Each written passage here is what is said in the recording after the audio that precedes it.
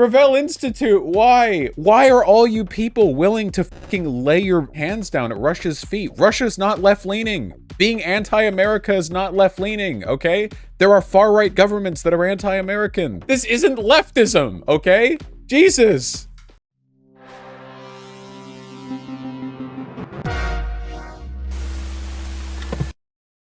The Gravel Institute is meant to be like kind of the lefty counter to PragerU or whatever, and I think that's a noble goal.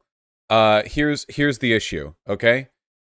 The issue is if you gaze too long into the abyss, you know, the abyss takes you. 12 minutes. Yeah, okay, fine. People are saying this is bad. How America funded Ukraine's neo-Nazis. All right.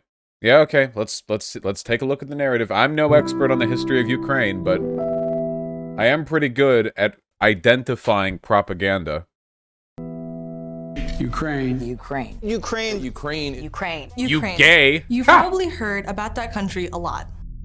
For the last few years, Ukraine has been one of the most important conflict points in the world. It's the site of a proxy war between Russia and the United States. Russia could... Whoa. Hold off. Already incredibly bad framing right off the bat. Right off the bat. Just because different countries have different geopolitical interests for a country does not mean that there's a proxy war happening. There are no US troops there. There are like thousands and thousands of Russian-backed separatists there. This is just not true. A proxy war has to involve, you know, warfare, like with our soldiers. That's important. That's an important part of the whole war thing. Now, you could argue this is a proxy war in that it's Russian soldiers fighting against a US-backed domestic force. But that would mean acknowledging that Russia is waging war in Ukraine, which is a line that they want to fight against. Launch an attack on Ukraine any day now. We are ready, and all of NATO is ready. But it's also a place most people don't really know a lot about. That's true. So the story we hear about Ukraine's history and its conflict today has very little relationship to reality. I'm going to tell you a story about modern Ukraine, but this is also a story about America and how American... Can't both sides have proxy armies? Generally, a proxy war is when the military of one nation is fighting against a sort of backed nation state on the other hand. You know, like, I guess you could say it's a proxy war if it's two, like, backed forces fighting each other. Well, yeah, that can happen. It seems like kind of a semantic thing. The issue here is the framing that America and Russia's interests in Ukraine are, like, equal and parallel. That's the main thing that's wrong with that framing. Russia has been funding tens of thousands of separatists and has literally given rockets and military equipment to them and is literally like brimming up for the invasion. Whereas America does not have troops in Ukraine, has pulled out of Ukraine. We don't have anyone in Ukraine right now. The most we've done is arm them, which is something Ukraine wants. The Ukrainian government explicitly has sided with the West in this conflict in terms of like not wanting to get invaded by Russia. I can't blame them. Money and weapons ended up in the hands of these guys, the neo-Nazis and ultranationalists of Ukraine's far right. Let's start in 1991, when Ukraine became fully independent from the Soviet Union. And independence was tough. After the fall of communism, the economies of hold on. There was no communism. After the fall of state capitalism, Soviet republics were falling apart. State institutions were being hollowed out. A so-called gangster capitalism was becoming dominant. So in the 1990s, Ukraine's economy and quality of life collapsed. And it's never really got... Wait, 1990s? That article's from 2015. Okay. 1990s, Ukraine's economy and quality of life collapsed. And it's never really gotten better. Adjusted for inflation, Ukraine's GDP per capita was higher in 1990 than it was in 2020. Wait. I'm pretty sure Ukraine has seen a significant degree of improvement since the fall of the Soviet Union. It's possible the numbers are slanted a bit because East Ukraine is like in this constant state of flux and military engagement, so things aren't being developed that much there. Also, wait, what are these numbers? This is GDP per capita, but over here it's 12 million? No country has 12 million GDP per capita. What does that mean? Wait, hold on. That would be a very wealthy country. Hold on. Okay, GDP per capita. 1 second. Gross domestic... Okay, can I get this back for... Okay, here we go. So the chart here doesn't start at 0. It starts down here at 1,500. And then up here. Okay, so the basic info being delivered here is correct. That the GDP per capita maxed out around 1989. And then it fell to its historic low in the 90s. And since then it's hovered at around this range. Do they mean total GDP? Whatever numbers they're pulling for their chart, the message they're trying to deliver is accurate. I still think there's been a pretty significant recovery. I've heard promising stuff coming out of Ukraine. Well, that's okay. We can continue. If the graph here matches the trend, then... Health outcomes are abysmal. In 2019, the life expectancy of Ukrainian men was lower than in Syria, Iraq, and North Korea. Oh, wait, yeah. It should also be noted, by the way, and I think it's pretty important to point this out, that if you take a look at the chart, that a drop that was had right here corresponded with Russia beginning their proxy war in East Ukraine. 2014 was when Russia began to fund and back separatist groups. So, yeah, that's probably not been helping to have just like a third of their country in constant warfare. That's probably not good. Wait, okay, so this is saying Ukraine GDP per capita. This is from the World Bank, which measures it in PPP, purchasing power, which says that it's been going up consistently since then. There are probably some nuances which describe why this is different from this, and I'm not an economist, so maybe we'll look into that a little bit later. And as quality of life collapsed, nationalism flourished. Some people turned to extremist politics. And that was partly because Ukrainian nationalism, formed in opposition to the Soviet Union, tended to have a strongly right-wing flavor. To understand that, we have to look at a crucial figure in Ukrainian nationalist history, a guy named Stepan Bandera. You see, in the 1930s and 40s, Bandera wanted Ukrainian independence from Poland and the Soviet Union. So when the Nazis invaded, Bandera allied with them. His followers massacred huge numbers of Poles and Jews. But in spite of this legacy, Bandera is still viewed as a hero in the west of Ukraine. Okay, wait. That's pretty disingenuous framing. Viewed as a hero in Western Ukraine? That would be like saying that, that'd be like saying that Adolf Hitler is viewed as a hero in America, because you could find 15,000 Americans who are like neo-Nazis. That framing, putting the whole, "Here's though I live here in this part," is true. Is that true? The march for just 15,000 Ukrainian nationalists, doesn't sell the point. But if it's broadly, let me see. Bandera support Ukraine. Ukraine's legacy becomes a political, let me see. Football again. I'm seeing articles saying hundreds of people or thousands of people marched for him. I wonder if there's like an approval poll that I could find, like how many people think positively of him.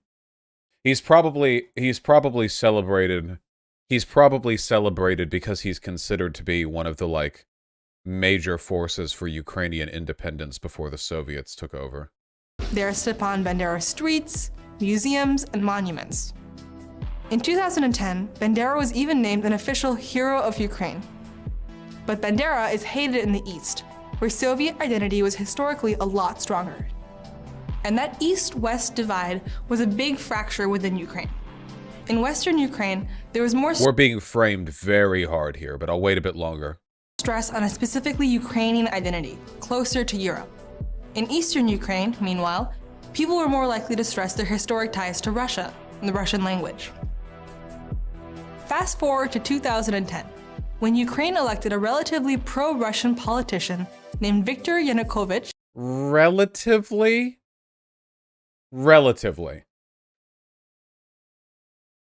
When Yanukovych was cracking down on the protesters and, killing them, Putin said that he would withhold aid unless he killed them harder. Like, he was literally just a Russian puppet. He fled to Moscow afterwards. He was a Russian puppet. Relatively. As its president, with strong support from voters in the East. Yanukovych pursued a regionalist and Russia-friendly agenda, which angered people in the West. And in 2013, Yanukovych announced that he was suspending discussions on Ukrainian integration with Europe. That decision sparked a protest movement centered in Kyiv called Euromaidan, after the Maidan a lot of Square, people. where it took place. In Kiev, thousands of Ukrainians continue to protest against the government's decision to hold off on signing a deal with the EU. In the West, Euromaidan was seen as a peaceful, pro-democracy movement. Oh no. And most participants really were ordinary people who were angry at the government. Okay. But as the protests grew, encouraged by a harsh repression from the police and a Okay. brutal sniper attack that killed dozens of protesters and police alike, Okay. All right. I was worried we'd go this whole thing without mentioning the brutal crackdown and the police killings. Okay. All right. Okay. I'll take what I can get, you know. a new, more sinister element emerged and began to hijack the movement. The ultranationalists came on the scene. It was often the nationalists who were the loudest and the most violent. So yeah, to me, this is like saying that Antifa hijacked BLM.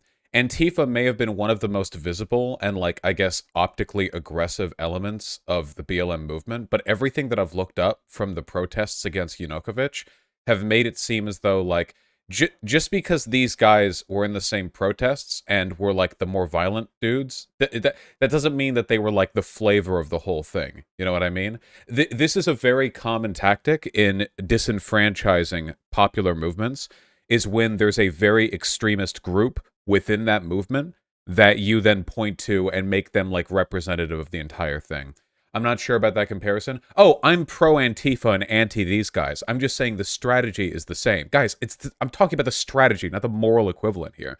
It's the strategy of, you know, well, this group we really, really, really don't like. Yeah, but they were there. I'm not saying they weren't.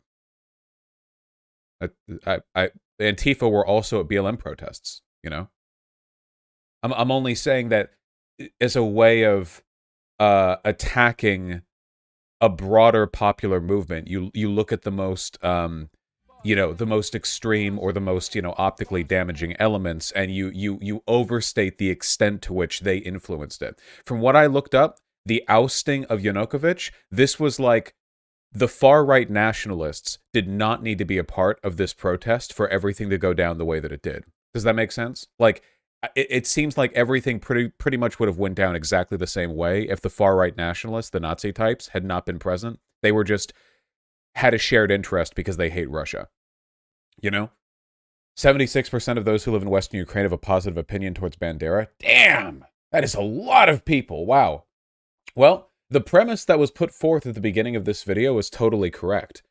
In that bad conditions, like a failing economy or national pressure, can force people towards extremist movements. The same way that our invasion of Iraq laid the conditions for the formation of ISIS, Russia's constant pressure on Ukraine and the history of their suppression by Russia or the Soviet Union causes, you know, some pretty fucked up shit to go on.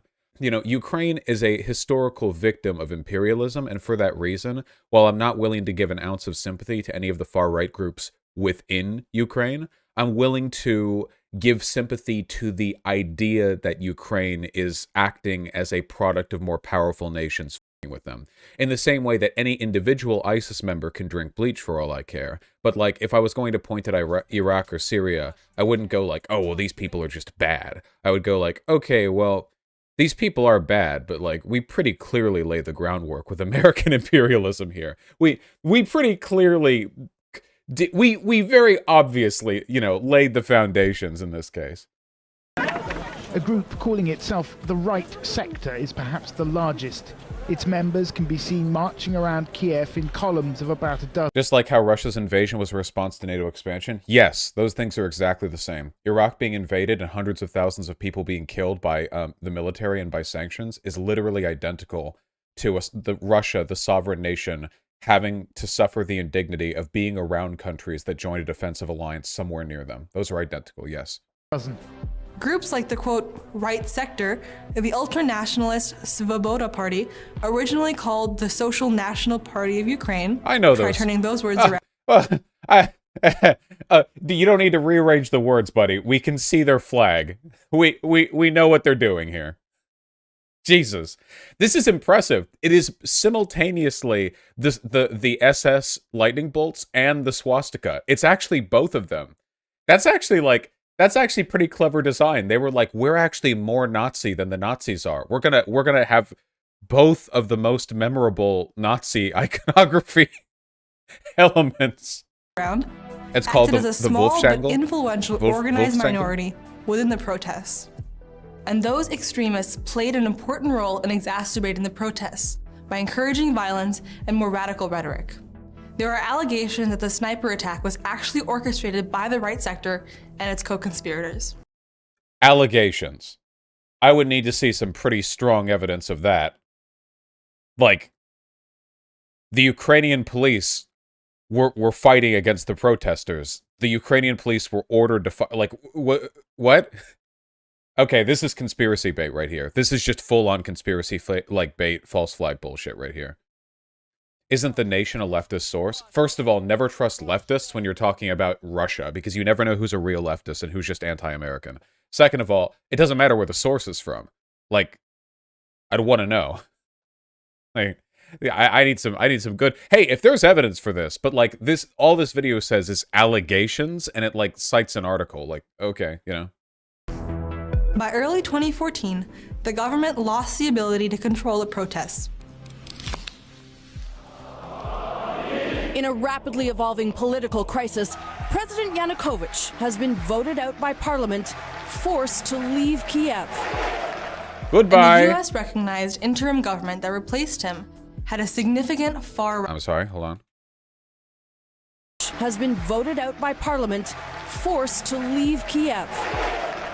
And the US recognized interim government that replaced him had a significant. I don't like the use of the term US recognized. The implication here, first of all, the United States recognized Yanukovych as well. We recognize, like, pretty much all leaders around the world in a diplomatic sense, unless it's, unless, like, we just deny the existence of the country. This framing makes it sound like they're a puppet of ours, you know, like we backed them. Recognized? Like, that makes it sound so sinister. We recognize government leaders all over, like, we recognize Xi Jinping. We recognize Putin. All that means is that we acknowledge they exist for diplomatic purposes. Significant far-right faction. The Deputy Prime Minister, the Minister of Defense, and others were all from that far-right party, Svoboda. And this led to... I don't know the details on this, but, like, just to be clear, Ukraine does have a serious far-right problem. I'm not denying any of that, so, like, that's fine, you know. Backlash in the East, because Eastern Ukrainians were horrified at what they saw as a far-right seizure of power, with veneration of Bandera. Oh, it should also be noted, by the way, that Yanukovych was also far-right. Keep in mind, being a pro-Russian puppet means that you are also far-right. They're both far-right. They're just, some of them are Western-aligned far-right, and some of them are Russian-aligned far-right. Like that, this is very much a two fighting situation.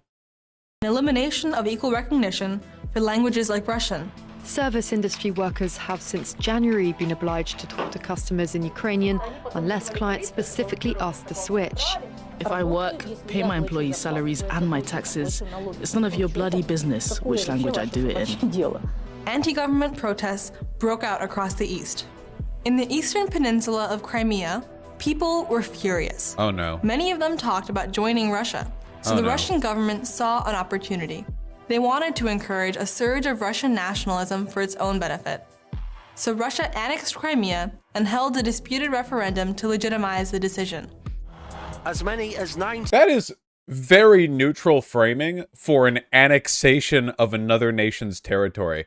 Like, when the other guy got elected, it's like US recognized leader in the interim government. And then Russia just invades a part of the world, and it's like, well, there was an annexation, and then they had a referendum. Yeah, this is very, very interesting, the relative degrees of perceived sinister behavior they're putting forward there. Also, I'm pretty sure, like, they had heavily tilted the scale on that one, right? Like, Crimea was a source of, like, Russian, like, intel, like, muddling for quite some time. Like, Russia always does this, you know? If you're next to Russia, you know. I hope you know Crimea was an autonomous republic and still is. They were part of Ukraine, and then Russia annexed them. Svoboda only won 0.013% of total seats in the 2014 Ukrainian parliament elections. Wait, this is the group that they were saying was like super far right that was part of their government? Hold on. Which is the Svoboda party? Wait, I don't... Is it called something else? The Freedom Party? Naturally. 6 out of 450? Well, alright. 95.5% of the electorate in Crimea have voted to join Russia. We are going back home. Crimea is in Russia. Energized by the annexation. Yeah, we watched the video from Adam something, but the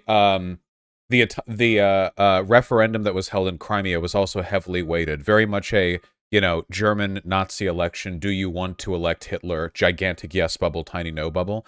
Where the two choices they were given were be a part of Russia or be independent as a part of an old charter that wouldn't have applied anymore. So they weren't given, like, the referendum didn't ask them if they wanted to stay part of Ukraine. Like, you think Russia would invade and then give them that chance? Like, do you think Russia would commit to invading Crimea and annexing them and then go like, okay, well, do you want us, or like we can go back if you want? Like, no, of course not. You know, it's pretty stupid. Also, even if you wanted to be hyper charitable and say that like unequivocally Crimea wanted independence or they wanted to be part of Russia or whatever, that doesn't mean that it's not Russian imperialism. Like, Ukraine wants to be a part of NATO, but it gets framed as Western imperialism for NATO to like even consider having Ukraine a part of them. So why is it that Crimea's perceived desire to be a part of Russia means that it's not Russian imperialism, but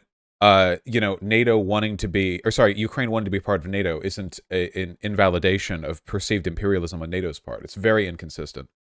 And supported by Russian armed and military personnel, the anti-government protests became a full-blown secessionist movement.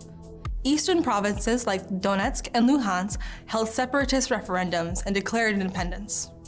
The new government branded these rebellions as, quote, terrorist action.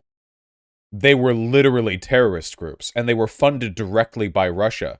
Yeah, they were. No, they were pretty unequivocal. They were shelling Ukrainian cities with rockets. They weren't just like peacefully protesting.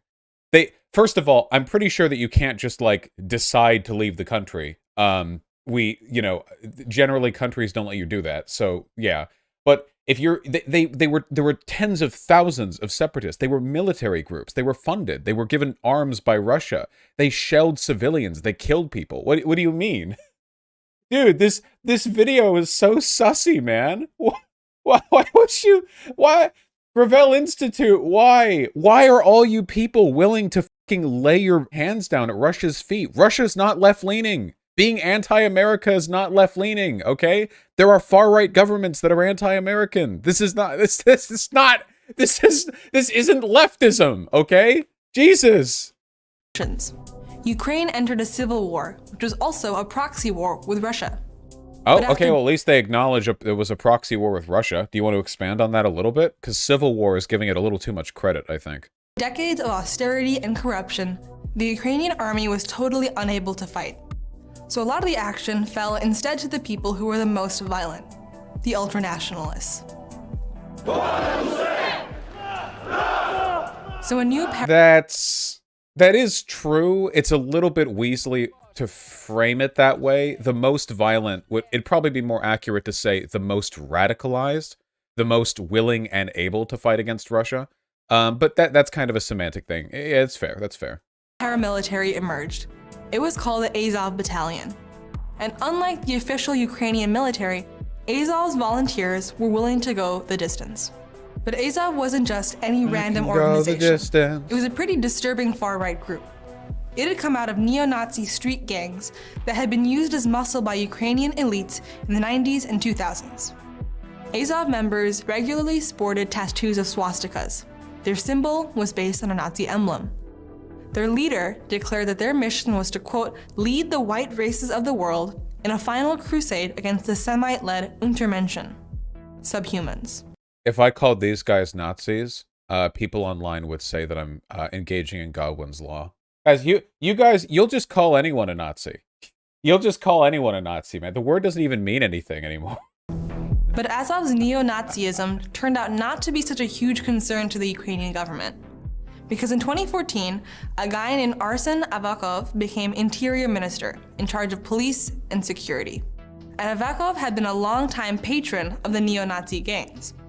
And when he was a regional governor, he used them as enforcers. So when he became interior minister, Avakov had the Azov battalion incorporated into Ukraine's National Guard. Ukraine is the only country to have a neo-Nazi formation in its military. Well, the only country to have an explicit neo-Nazi formation in their military. You gotta, you know, it's more common than you might think. So as the war was heating up, the US government announced... Yeah, the only country honest enough to admit it. That's why we love our Ukrainians. Okay? America, Germany, a bunch of countries, Russia, they all have their far-right neo-Nazi battalions, but at least the Ukrainians have the stones to own up to it. Gotta respect that. It would start helping the Ukrainian government. We're upholding the... Hold on. Okay, so let's back up a couple of steps here, okay? Now, I want to be clear about this, all right? The Azov battalion, every single person in it, okay, they can Jonestown themselves for all I care, okay? They can find a big old bleach fountain. I don't give a shit, okay? I firmly encourage all of them to quickly meet with the end of their barrels. I do not care, all right? First and foremost. Second of all, the way information is being presented in this is very, very interesting and very, very deliberate to me, okay?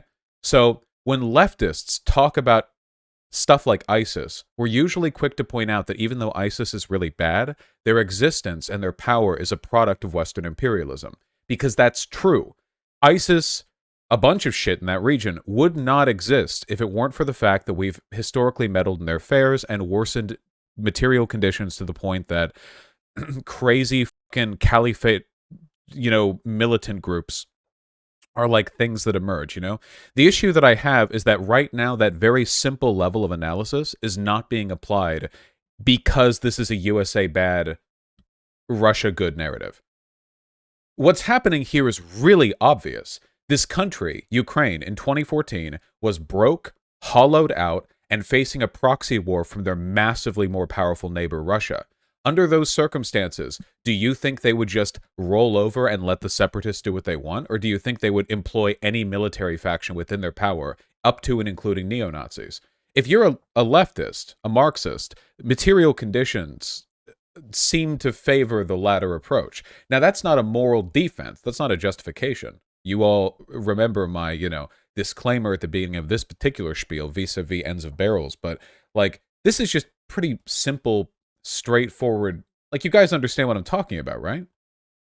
To me, at least, it seems pretty obvious. Oh, wow, they have basically no options to defend themselves. They're facing a proxy war. Okay, they're going to use, any extremist group they can to defend. Yeah, so the natural thing that I would expect the leftists to say is, the Azov battalion can go f*** themselves.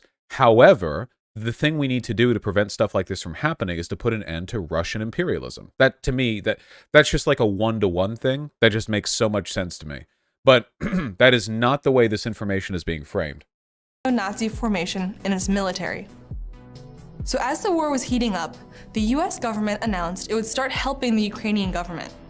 We're upholding the principle that bigger nations can't bully the small by opposing Russian aggression and supporting Ukraine's democracy and reassuring our NATO allies.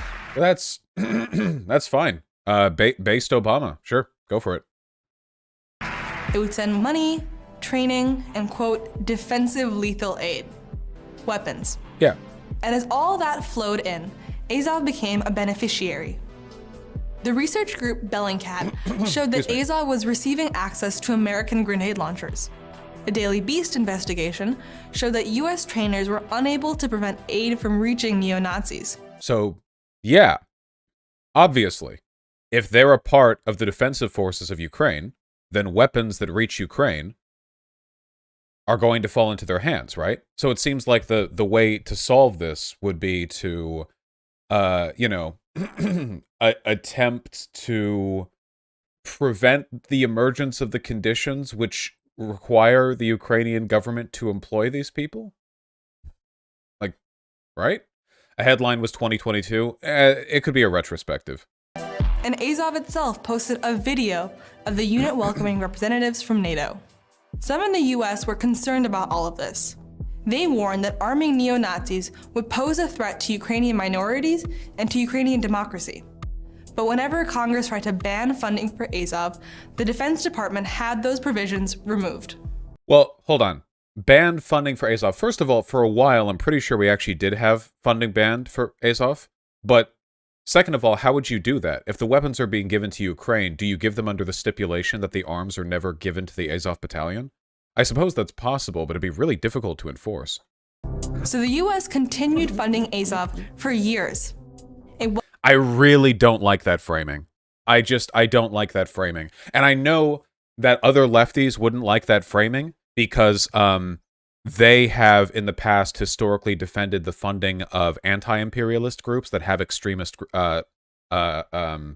sects within them. But they don't frame it as like this right here is conservative framing. Yeah, like Hamas. Like if you fund Palestinians, money goes to Hamas, and therefore you are directly funding anti-Semitic attacks on Israel. It's a generalization that's used, again, to deny the ability to provide any support for a just cause, because elements of the support that would be given would go towards bad people. That's not to say it can never be brought up, but the fact that this is being presented so matter-of-factly and in such a reductionist way is pretty bad. It wasn't until 2018 that funding was banned, and that the State Department labeled Azov a, quote, nationalist hate group. Ukraine is still mired in a war on its territory, and the Russian government likes to use Ukrainian nationalists in its propaganda, part of its practice of painting all Ukrainians as Nazis. Of course, those claims aren't really true. Oh, that's nice. But Ukraine still does have a serious and militarized neo-Nazi problem. And how big is the Azov battalion these days anyway? Hasn't it been here, wait. Current status.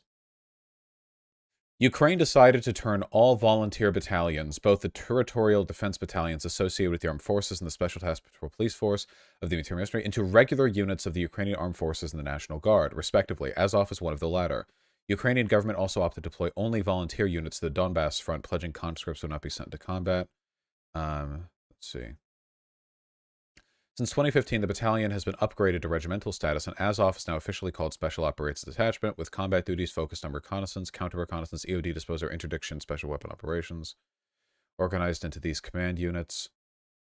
Is there like a number of people currently in them? A couple thousand? I saw 900 in 2015. 900 in 2015. I wonder how big it is right now. Western support extends beyond Azov. Even today, far-right groups continue to benefit from training by Western countries. American politicians have met with far-right leaders. I wonder if they're going to propose a solution to this, by the way. Like, do they have a way? Is the implied solution just don't help Ukraine defend themselves? Or is it just like, we're going to use... Because it seems to me like this is kind of a Mott and Bailey. If the argument here is far-right neo-Nazi nationalists in Ukraine bad, then yeah, totally agreed. Yeah. But if the implied solution to this is allow Ukraine to be stomped by Russia, then... People of Ukraine, this is your moment. During the protests, American Senator John McCain made a public appearance with a leader of the far-right Svoboda Party. That's bad. This guy. He had previously been kicked out of Ukraine's parliament for extreme anti-Semitism. Nazis and here's had a that point. same guy meeting with then Vice President Joe Biden. So since the 2014 uprising, Ukraine's far right has become increasingly Nazis powerful. had a point. Azov veterans have been given high positions in the security services. In 2016, Andriy Parubiy, pictured here when he was leading a neo-Nazi party in the 90s, became Speaker of the Ukrainian Parliament, even as he continued to offer praise for Adolf Hitler. Here's Parubiy meeting with John McCain. The new Ukrainian government even made it a criminal offense to deny Bandera's heroism. And in 2021... Wait, hold on. That's wild. Hold on. Wait, hold on. Legislation make the two World War II paramilitaries, the organization here's Ukraine, and made it a criminal offense to deny their heroism. Made it a criminal offense to deny their heroism. Can I get that exact article? Ukraine. Just look up the article title. Yeah, I found it. You can just type up anything. You'll find it. In 2015, the Ukrainian parliament passed legislation making 2 World War II paramilitaries, Organization of Ukrainian Nationalist Insurgent Army, Heroes of Ukraine, criminal offense denied the heroism. Damn! That's some 1984 bullshit right there. Holy shit. In order to save Ukraine from their far-right sentiments, we must improve their material conditions by preventing them from being taken over by Russia. Criminal offense to deny Bandera's heroism. And in 2021, the United States and Ukraine were the only 2 countries to vote against a UN resolution condemning the glorification of Nazism. A climate of impunity has developed around far-right violence. Attacks against Roma and gay people go unpunished. A 2018 report found that Ukraine had more incidents of anti-Semitic hate crimes than all other post-Soviet republics combined. I think they're painting this extremely dishonestly, as I understand. Bandera is revered mainly for his fight against the USSR, not his beliefs. It doesn't really matter. If you're venerating people like that, like, it's pretty clear where Ukraine's at right now. So that's the story of how the far right helped cause the country to fracture. But it's also a story about America, how America's support helped legitimize the far right and allowed it to build influence. And that's pretty disingenuous framing. So pretty much the entirety of the West was supportive of Ukraine's push away from Russia. Obviously, you know, different elements of the American, like, not everything's about America here, okay? Like, I know America bad and all of that, but, like, yeah, the need to frame this as some kind of, like, American promoting the far right. The far right in Ukraine were clearly prominent, present, active, and engaged before. Americans' behavior didn't cause this. Russians did. Russia created the material conditions that led to the extreme popularity of far-right nationalist groups in Ukraine. I don't know why, like, we're so desperate to do this, man. And look, if we're responsible for ISIS, they're responsible for the Azov Battalion. You can't get around that. The USSR fucked Ukraine up. Russia continues to fuck Ukraine up. Like, it's really weird to pretend to be an anti-imperialist when it comes out that you're not actually anti-imperialist. You're pro-imperialism, as long as it's not the West. If the West does anything wrong, then your material analysis skills are on point. But if it's some country like Russia doing the same shit just to a different, like, situation, then it's like, oh, well, twist my back around to see if I can find a way to, you know, make this about America. And you know, people like this are never going to do videos on how, like, Russian involvement in Syria backs their far right. Like, Russia explicitly supports far right dictator Assad, who, like, falsifies elections and cracks down on internal dissent and caused one of the worst refugee crises in all of human history. And like, this direct product of Russian support, like chemical weapons on his own people, but, like, you know, that we don't talk about that because that's also resisting American imperialism and, you know, whatever. Just, that's a pattern you see over and over in American foreign policy. Getting involved in places that we don't really understand and supporting groups. What? Wait, what? We don't understand. Wait, who's we? The Pentagon? Wait, are we talking about all of it? Wait, America as a country doesn't understand anything about anywhere. That's why America, we don't have a referendum on every piece of legislation that passed through Congress. This isn't a war that we didn't invade anyone here. We decided to send arms and training to Ukraine because it's to our benefit that they don't fall into Russia's sphere of influence. Like, but yeah, like, what is that? Lesser evils that oh my God. Involved in places that we don't really understand and supporting groups, lesser evils, that we think serve our interests. This is a pro-imperialist argument right here. And then being surprised when the blowback hits us in the face. Wait. What blowback? Wait, hold on. First of all, nothing has hit us in the face. America hasn't been affected by this at all. Second of all of the far-right sentiments that exist right now were there before 2014 when we recognized their interim leader like we do with every other leader. What? Has Ukraine done a 9/11 on us? Is the blowback supposed to be Russia invading Ukraine? Yeah, was the blowback in 2014 before we sent them arms? When was the blowback? What happened? Like, this is so fucking reductionist, dude. This is an effort to paint every single geopolitical incident that America is involved in as the exact same as the Iraq War, which I've noticed from a lot of lefties. Like, it's this line, they lied to us about the Iraq War, therefore we should get all our news from Russia today, you know? but it's incredibly reductionist. Lefties used to be renowned for their excellent historical and economic analysis, and it's such a shame to see how far we've fallen in that respect.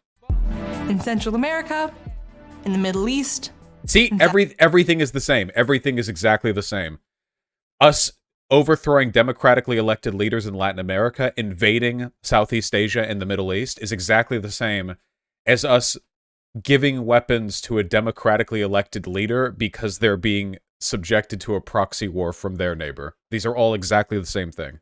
Southeast Asia, and now in Ukraine. Yes, these are all the same thing. I'm Hadia Afzal, Advocacy Associate for Just Foreign Policy for the Gravel Institute.